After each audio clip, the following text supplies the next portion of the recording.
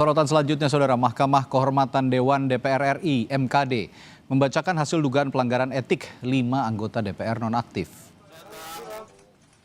Sidang putusan pada Rabu siang dihadiri langsung kelima teradu, Ahmad Sahroni dan Nafa Urbach dari fraksi Partai Nasdem, Uya Kuya dan Eko Patrio dari fraksi Partai Amanat Nasional, dan Adis Kadir dari fraksi Partai Golkar. MKD menyatakan Ahmad Sahroni terbukti melanggar kode etik dan dinonaktifkan selama 6 bulan sejak putusan dibacakan. Sahroni dilaporkan ke MKD DPR terkait ucapannya menggunakan diksi tidak pantas.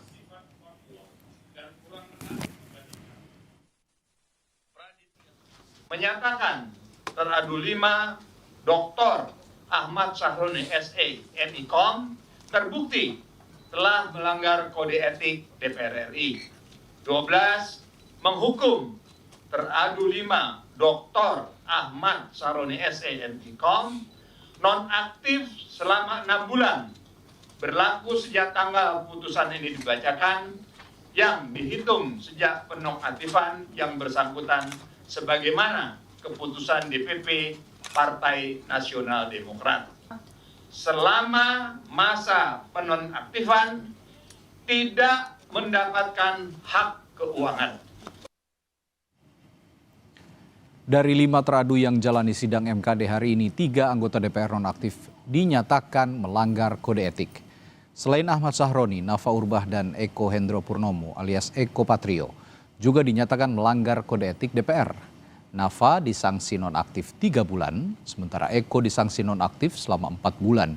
Sementara 2 teradu lainnya, Adis Kadir dan Surya Utama atau Uya Kuya, dinyatakan tidak melanggar kode etik.